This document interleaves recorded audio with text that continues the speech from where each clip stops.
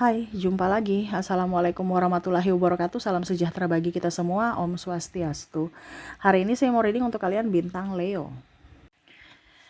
Baik, tema kita kali ini adalah dirinya yang ingin membuat onar ataupun mencari gara-gara ya.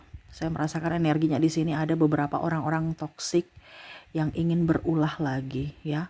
Di sini ambil positifnya saja bahwa ini akan terjadi, jadi ini yang harus saya lakukan ya. Jadi kalau kamu udah tahu, berarti kamu tinggal melakukan atau mencari solusi dan melakukan sesuatu yang mana memberikan perlindungan untuk dirimu ya. Kira-kira apa saja yang akan terjadi dan apa yang mereka lakukan kepadamu nantinya ya. Nanti kita lihat di energi kartu tarot. Oke, tetapi sebelum kita mulai jangan lupa di like, comment, subscribe channel Ica Tarot dan Ica Tarot WS Indo supaya ke depan saya bisa lebih bersemangat untuk membacakan readingan-readingan di hari-hari berikutnya untuk kalian. Dan jangan percaya 100% tarot, ini hanya sebuah games, kalian tetap harus selalu berserah kepada Sang Pencipta. Dan walaupun ini hanya sebuah games, memang bukan games biasa, melainkan games menyerap energi. Sehingga saya minta kepada kalian untuk bisa lebih bijaksana dalam menyikapi readingan yang akan saya bacakan nanti. Yang baiknya bisa diambil, buruknya diabaikan aja, dibuang aja, ataupun bisa kamu pakai untuk mengintrospeksi diri kamu. Ataupun bisa kamu pakai untuk mencari solusi dari permasalahan yang kamu hadapi. Dan kalaupun kalian ingin personal reading, coaching, dan konsultasi, bisa menghubungi saya sudah sematkan link WA saya di deskripsi atau yang ada tertera di atas ini. Silahkan kalian menghubungi saya dan itu berbayar. Dan kalaupun juga kalian ingin mendengarkan readingan lainnya baik karir, keuangan, percintaan ataupun games-games lainnya, bisa langsung ke playlist, semua sudah tertera di situ, tinggal kamu lihat, pilih dan bisa kalian dengarkan. Oke, kita langsung saja untukmu, berikan energimu sambil fokus pada kartu. Sambil saya baca doa dan saya kocok kartunya, inilah energi untukmu. Di mana dia yang ingin berbuat toksik padamu ya, ataupun mungkin kondisinya bisa terbalik, kamulah yang bisa menjadi toksik buat orang ini. Jadi jangan sampai ya, jangan sampai ingat karma ya, jangan sampai kamu menuai karma buruk di hari esok. Jadi selalu berbuat baik ya. Kalau dia yang bikin toksik untukmu, maafkan dan cari solusi ya. Bukan duduk meratapi atau balas. No, tugasmu berdoa. Pembalasan serahkan kepada semesta. Ya, nggak usah capek-capek. Ingat, yang busuk pasti mendapatkan kebusukan lainnya. Ya, tinggal kamu tunggu waktunya. Dimana caranya supaya dia mendapatkan karmanya, ya kamu harus ikhlas. Dari keikhlasan itu di mana? Yaitu dengan memberi pemaafan untuknya. Pada saat kamu sudah memberikan pemaafan untuknya, berarti kamu mengizinkan semesta untuk membalas atau mengizinkan semesta untuk menegurnya dengan cara semesta ya. Jadi kadang-kadang ada yang bilang, Kak Ica, kok saya sudah berbuat baik, saya sudah ikhlas tapi belum dibalas-balas. Ya itu namanya belum ikhlas ya, belum ikhlas ya. Kalau kamu ingat-ingat terus ikhlas itu nggak usah ingat ya. Berarti kamu sudah mengizinkan. Selama kamu tidak mengizinkan, ya berarti nggak akan ditegur Tuhan ya. Mereka masih merajalela. Nah ini ya. Oke, kita lihat orang-orang toksik ini. Dimana di sini ada the devil, ada juga the chariot ya. Di sini ada seven of cups, eight of wands, eight of sword, maaf, the lovers, three of sword, pack of cups, ada five of wands. Wow, di sini ada three party ya. Pasanganmu saya lihat di sini mungkin akan tidak jujur. Ini bisa tidak jujur dalam hal keuangan dan dalam hal hati. Karena bicara triparty ya. Keuangan ini berarti bukan hanya langsung dia kasih ke orang itu duitnya gitu. Bisa jadi, tetapi ada juga dari mungkin dia tidak memprioritaskan kamu. Mungkin dia lebih memprioritaskan keluarganya, adiknya ya, tanpa sepengetahuan kamu. Karena bicara di sini dia mencari gara-gara tentang ketidakjujuran ya.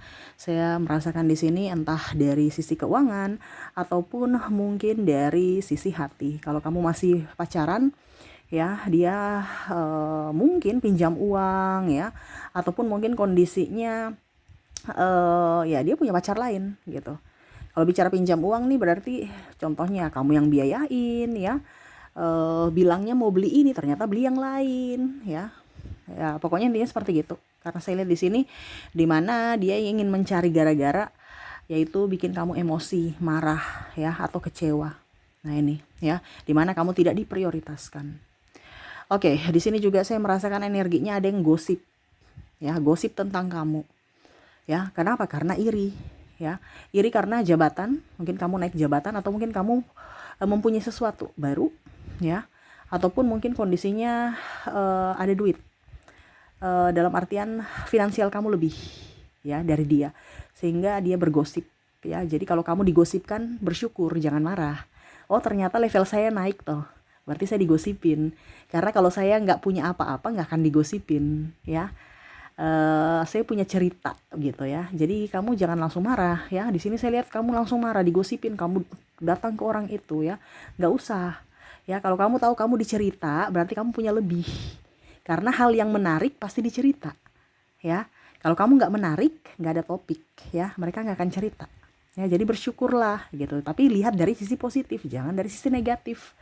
Ya, kalau dibilang dia iri karena keberhasilanmu, ya karena memang kenyataan, gitu kan. Makanya dia cari kekurangan kamu. Kalau dia tidak mampu membeli ini itu, ya berarti karena kamu mampu. Maka dia cerita karena dia tidak mampu menyamai kamu, ya, membeli ini, membeli itu, ya. Contohnya, dia beli HP baru, padahal HP lamanya masih bagus gitu. Bikin susah orang tua, nangis-nangis tadi malam gitu ya. Ataupun mungkin itu hasil contoh judi, hasil ini, hasil itu ya. Karena ada beberapa ambil yang dari sisi negatif, padahal belum tentu ya. Ataupun ternyata dia jadi pelakor. Nah ini ada yang seperti gitu ya, yang sudah negatif duluan gitu, atau bercanda-bercanda tetapi menusuk ya. Jangan sampai dia ikut judi, jangan sampai dia pelakor, pebinor ya. Nah ini ya, padahal belum tentu gitu. Oke. Saya merasakan juga di sini energinya berdebat ya. Jadi wow, kalau berdebat ini capek nih, langsung saya tarik nafas ya. Berdebat ini ada dengan pimpinan, kamu selalu salah kalau kamu karyawan ya. Atau senior kamu selalu ditekan, ditindas. Ya, apa-apa salah. Ini gitu salah. Pokoknya dia yang selalu benar. Kamu benar tetap salah. Ya, pokoknya kamu nggak bisa membantah. Dia maunya hasil, prosesnya dia nggak mau tahu. Ya, kamu mau unek-unek juga nggak bisa. Pokoknya hasil, harus berhasil. Tidak boleh gagal. Ya. Pokoknya di briefing sampai bahasa-bahasa kebun binatang keluar juga, sampai kamu tekanan mental ya. Nah ini ada yang berdebat ya, berdebat tapi tidak mencari solusi, selalu kamu yang salah ya. Nah ini ada yang seperti gitu ya. Ini bisa dari pimpinan, senior kamu ya, mungkin teman tapi senior ya, ataupun mungkin kondisinya di sini pasangan ya. Pasangan kamu punya masalah, dia kamu dengar, kamu mau mengutarakan isi hati kamu, dibilang tidak patuh ataupun selalu merasa kurang, tidak bersyukur, bawa-bawa semuanya tuh ya. Jadi kamu yang selalu salah dan salah. Di sini banyak tekanan mental ya, dari sisi pekerjaan dan dari sisi pasangan. Hati-hati ya, jangan sampai kamu stres. Karena ingat, stres itu obatnya apa? Ya, obatnya cuma satu, bahagia aja. Ya, stres itu obatnya bahagia loh. Kalau kamu tidak bisa bahagia, ya kamu stres terus. Akhirnya apa? Kamu bisa apa ya? Kalau mau dibilang, ketergantungan obat gitu. Ya ada beberapa seperti gitu kan. Carinya obat. Padahal sebenarnya obat stres itu bahagia. Kita harus menciptakan kebahagiaan untuk diri kita. Tapi kebanyakan minum ini, minum itu, ke rumah sakit ini, ke psikiater. Ya mereka hanya membantu, Tapi untuk bisa sembuh itu adalah dari dirimu sendiri, yaitu kamu yang harus bisa menciptakan kebahagiaan. Kalau hubunganmu toksik, ya berarti kamu harus mencari jalan untuk bisa lebih berbahagia, supaya jangan terkoneksi dengan orang toksik. Kalau kamu masih terkoneksi dengan orang toksik, ya kamu nggak bisa bahagia. Gitu ya, tapi ya itu kembali lagi ke pilihan masing-masing. Ya, saya bicara tentang psikologi di sini, mentalmu, di mana mentalmu harus sehat supaya kamu punya raga, ya tubuhmu juga sehat. Gitu ya. Dan di sini saya merasakan juga energi playing victim, ya, mencari-cari kesalahan, story-story nyinggung-nyinggung, ya kamu nggak usah peduli, selama nggak sebut nama kamu ya sudah, abaikan aja ya. Terus cerita-cerita kesedihan, kamu selalu yang salah ya, ini ada ya, cerita-cerita merasa terzolimi, merasa korban ya. Nah ini ada seperti gitu ke depan. Jadi lebih berhati-hati saja ya. Lebih baik kamu banyak diam dibandingkan banyak ngoceh ya. Jangan sampai ocehanmu itu akhirnya menyulitkan orang lain atau membuat orang sedih, ataupun ya kamu yang akan diceritakan karena kamu serasa dipandang enteng mereka ya. Jadi lebih baik kita jaga jarak, jaga mulut ya, supaya kehidupan kita juga lebih tenang. Jangan terlalu banyak teman, sedikit teman aja ya. Jangan takut nggak ada teman, karena semakin banyak teman tapi toksik ngapain. Semakin sedikit teman kita juga kita lebih tenang ya, lebih adem, lebih happy, lebih dekat dengan Tuhan ya. Jadi seperti gitu ya, dia ingin mencari gara-gara, di mana ya ada tukang gosip, ada orang yang berkhianat, tidak jujur, playing victim ya.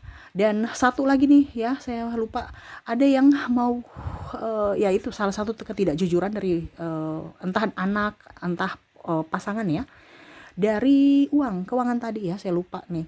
Saya mau bilang tapi sudah loncat ya tadi. Di mana ada pinjam uang tanpa sepengetahuan. Kalau anak kamu berarti tanpa sepengetahuan kamu sebagai orang tuanya. Dia ambil pinjam uang di mana gitu. Ya, ataupun kalau pasangan ya, dia tanpa sepengetahuan pasangan kamu ya, dia pinjam uang mungkin di teman atau di mana gitu.